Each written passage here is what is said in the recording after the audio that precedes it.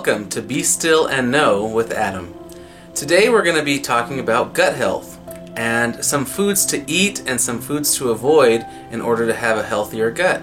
We're also going to be talking about the solar plexus chakra and how you can unblock and heal your solar plexus chakra in order to heal digestion and aid in gut health as well. So let's start.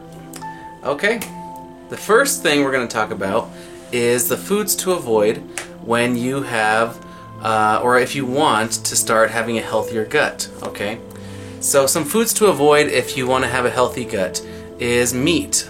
Animal protein is necessary for the body, I believe, but too much of it can start to cause a lot of unhealthy imbalances in your gut bacteria. And so having too much animal products in your diet can actually start to give you an unhealthy gut. So if you're trying to make your gut healthier, reduce the amount of meat that you eat or cut it out completely. Some people don't even eat meat and they thrive just as well. Another thing you can avoid is bread. If you are trying to get a healthier gut, bread can cause a lot of imbalances as well in your microbiome inside your gut. So avoid bread, avoid dairy as well. That can also cause some imbalances of your gut bacteria. Some dairy has probiotics in it, like some cultured yogurts, and those can actually help with your gut health because they add good bacteria to your health, to your gut. But it's just probably a better thing to just avoid dairy altogether because you can get probiotics from other sources as well.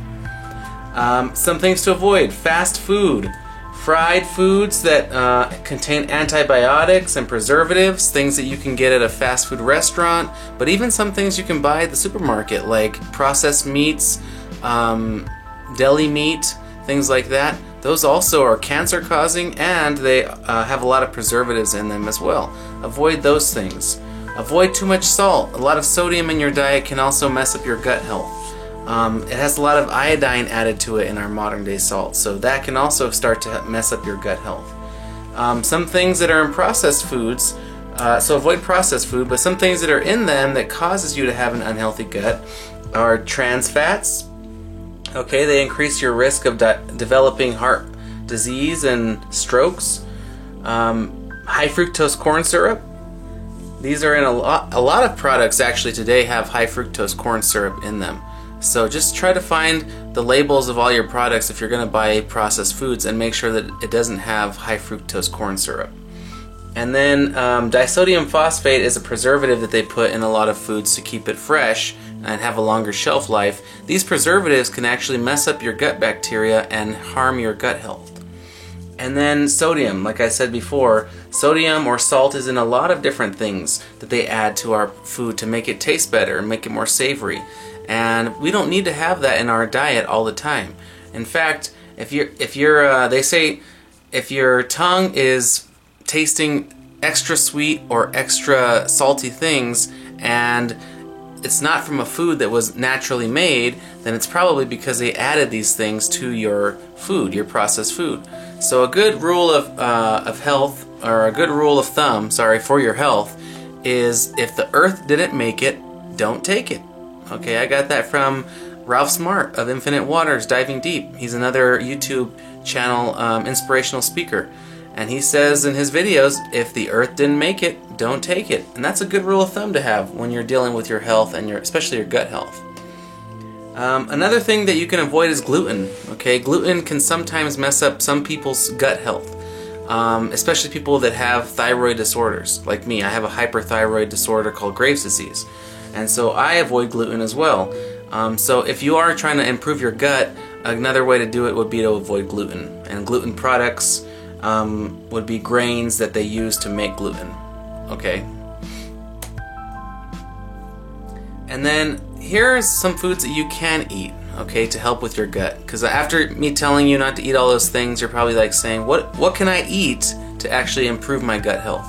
So some things you can eat are bananas, high in fiber. All these high fiber foods will help your gut to be able to digest and process nutrients better and will make you go to the bathroom much easier and much less painful. Bananas, oats, peppers, berries, asparagus, allium vegetables. These are vegetables in the allium family, the genus Allium, and they include shallots, leeks, onions, chives, and garlic. So foods that belong to the allium family may protect against stomach cancer. Okay? Evidence shows that garlic in particular may decrease one's chance of developing colorectal cancer. So as well as helping your gut to heal itself, you're also preventing cancers that come from having an imbalanced gut. And then cruciferous vegetables. Cruciferous vegetables are non-starchy vegetables that contain dietary fiber, folate, carotenoids, glucosinolate, sulfur-containing chemicals, and vitamin C. Here's a list of some cruciferous vegetables: arugula, bok choy, broccoli, Brussels sprouts, cabbage, cauliflower, collard greens, horseradish, kale, radishes, rutabaga, turnips, watercress, wasabi. Laboratory studies have shown these compounds decrease inflammation, which is also a risk factor for cancer.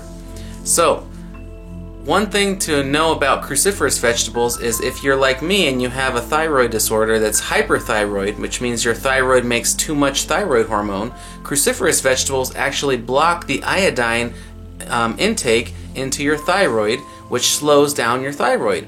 So if you have a hyperthyroid disorder like me, you should eat more cruciferous vegetables, as well as it helps with your gut health. If you have a hypothyroid disorder, or if your thyroid is underactive and doesn't make enough thyroid hormone, sometimes shutting off the iodine receptors by eating cruciferous vegetables can be detrimental, because you want to increase your thyroid, not block it. And so people with a hypothyroid sometimes will eat less cruciferous vegetables, but I still believe in having some in your diet because they have a lot of health benefits. So just know that if you're dealing with thyroid issues, know which one you have and which one will allow you to eat more or less of cruciferous vegetables, but you should still have them in your diet no matter what. Okay? Alright, more high fiber foods are legumes, okay? Beans, lentils, and peas. Here's a list of all the different ones that you could eat. Legumes are a class of vegetables that include beans, peas, and lentils. They're among the most versatile and nutritious foods available. Legumes are typically low in fat, containing no cholesterol, and high in folate, potassium, iron, and magnesium. So there's all kinds of varieties of beans, peas, and lentils and legumes that you can eat. And honestly, why not try them all? Why not have a big mixed pot of beans and legumes and lentils? To me, you know, they taste pretty similar to me, but some you can cook at higher temperatures, some you can cook at lower temperatures over a longer time, some cook faster than others. So just know your legumes. Know how to cook them, which ones are good for what kind of soups and what kind of meals, and enjoy them. Okay? High fiber foods. More foods you can eat for your gut health are fermented foods. Okay? Fermented foods are foods that that over time have been able to undergo a process of fermentation. Okay, and that can either be through an assisting agent like vinegar, putting some foods in vinegar and allowing them to ferment, or just allowing foods to ferment naturally in their own juices or whatever. Some of the benefits of fermented foods are these. They have enzymes. Increased enzyme content helps you absorb nutrients, reducing the need of vitamins and supplements.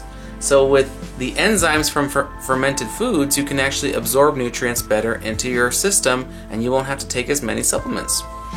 Probiotics. A lot of them have natural probiotics in them, including apple cider vinegar. So that's one thing that I like to use in order to get some fermentation with a healthy amount of probiotics in it. These good bacteria help restore balance in the gut and aid digestion and immune health.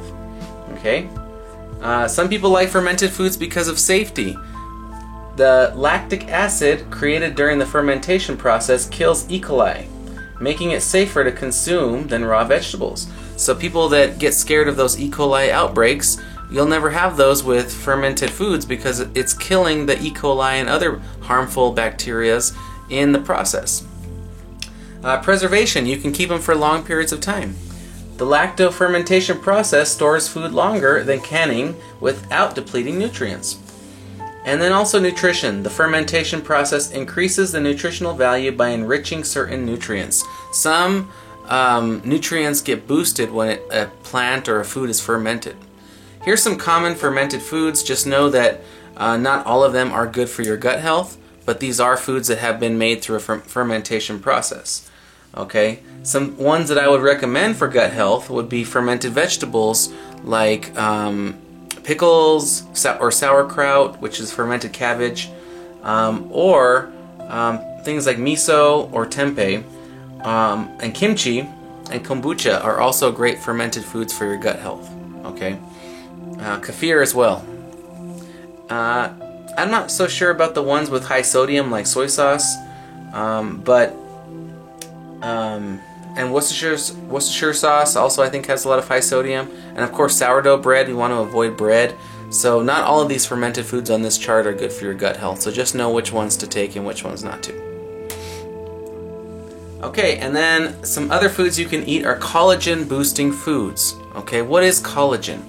There are many types of collagen, 16 to be exact. However, the most commonly researched types are 1, 2, and 3. Type 1 collagen and type 3 collagen are the most prevalent within our bodies. Type 1 collagen is used for strong hair, skin, nails, and bones. Type 3 is used for the same. While type 2 is less prevalent within our bodies, it still offers great benefits to the aging body by promoting joint and cartilage health. So what are the health benefits of taking collagen? Well, they help with your skin, nail, and bones and hair, but also collagen is needed for your gut walls. Okay, they strengthen the amino acids in your gut, and they allow you to basically break down foods better. And also, if you have a leaky gut, which is when you have too much food that is not being processed in your gut, it's like a mound of unprocessed food, it can cause a hole in your gut lining, and which can cause a leaky gut into your bloodstream, and that's very dangerous. So collagen can actually help restore and patch a leaky gut and allow you to digest better. So some types of collagen foods that you can eat are on the left and right.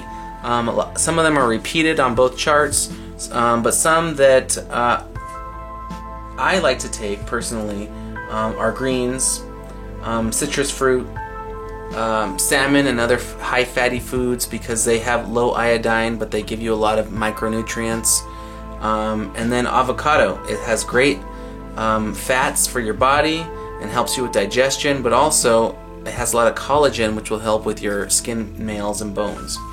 And then white tea. Okay, I love white tea. So all these foods here have a lot of collagen in them, and they will help you definitely to get more of that to help with your gut health. Okay, I'm not going to list them all there. You can look at them yourself, but they're there, right there, collagen. So the second part of this video is going to be about the solar plexus chakra. So what are chakras? Okay, chakras are the energy centers of the body, and the solar plexus chakra, or the I Do chakra, has to do with your emotional confidence, but also with your digestion and your gut health. Okay, because these things, even though they're energy centers, they are very connected with our body and the functions of our body. So when I made a video about Graves' disease, and I tied that with the throat chakra, because Graves' disease has to do with your thyroid, which is very closely linked to your throat chakra. And so since we're doing a video about gut health, let's talk about things that you can do to unblock your solar plexus chakra. Okay, so some foods to heal and unblock your solar plexus chakra are yellow foods. Okay, things that have the yellow energy: turmeric, corn, pineapple, amaranth, oats, ginger, chamomile tea, and squash. Okay, winter and summer squash, but there's yellow varieties in both. So a lot of these things you'll also find are on the digestion and gut health science and medical lists, like ginger and turmeric. They're great for anti-inflammation and help with your gut digestion. Okay, I actually take ginger and turmeric daily, and those help a lot with sore muscles, with your joints not feeling sore, and also just for digestion. And then chamomile tea is a very calming and soothing tea that people drink at night to help them sleep better, but it also helps with your gut health as well, helps you digest better. Okay, so if you're having an upset stomach, some chamomile tea with some ginger and turmeric in it will do the trick. And they actually sell varieties that already have those pre-made in them for you. So all you gotta do is just put the tea bag in the water and it has it for you. So those are some foods that you can eat and drink so that you can help unblock your solar plexus chakra. Some other things you can do for your solar plexus chakra are say affirmations, carry certain stones, and wear certain colors. Okay, so for affirmations, here are some in the middle, affirmations that you can say, repeat, and meditate on to help heal your solar plexus chakra. So this is the confidence chakra. I am enough. I do enough. I stand in my power. I am proud of myself. I cultivate skills that I am proud of. I express my identity without imposing my will on others. I am proud to be me. I live with integrity. I love being my unique self. I shine my light clearly. Those are some affirmations that you can meditate on to help heal your chakra. Some people that have an unhealthy or unbalanced solar plexus chakra, you'll see not only have digestion issues, not only have issues with their physical health. They might have a gut, or they might have extra belly fat around their gut, but they might also lack self-esteem and confidence. And these all tie together emotionally and physically, because if you have a lack of healthy digestion, you're going to get an unhealthy look to your gut. You're going to have some belly fat there. And if you have an unhealthy look to your gut, then you're going to start suffering from some confidence issues. And then, it's just a cycle. You keep going through that same cycle. So do those affirmations.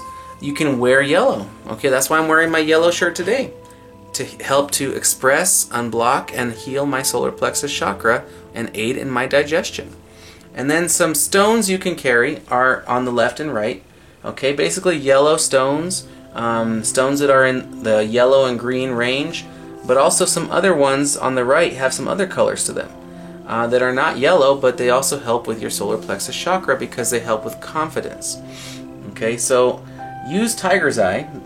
I'm reading from the chart on the bottom, on the left. Use tiger's eye to alleviate fear and gain confidence. Use yellow apatite to stay focused and manifest desires and goals. And use bumblebee jasper for perseverance and motivation. The more that you have confidence in yourself, the more that you're going to be active, mentally and physically.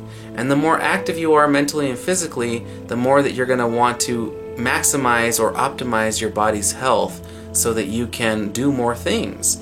And in order to optimize and maximize your body's health, you have to heal your digestion. In order to heal your digestion, you have to do things like eating healthy. And this will cause you to have even more confidence, which will just be a cycle where you're starting to go spiral upward instead of spiraling downward. And so healing your chakras is just as important as eating the right foods, because they all have to do with your mental, physical, and psychological well-being. Alright, so those are some foods you can eat and some foods to avoid if you want to heal your gut.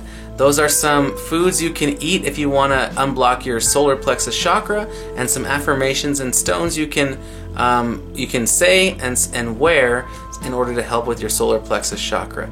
So I'm glad that you joined me today. I'm trying to keep these videos a little bit more concise and brief for the busy person in 21st century's world, but I'm still wanting to keep them rich with information. So if you ever want to rewind them or pause them, I have these panels, these images, in order for you to be able to quickly access the information.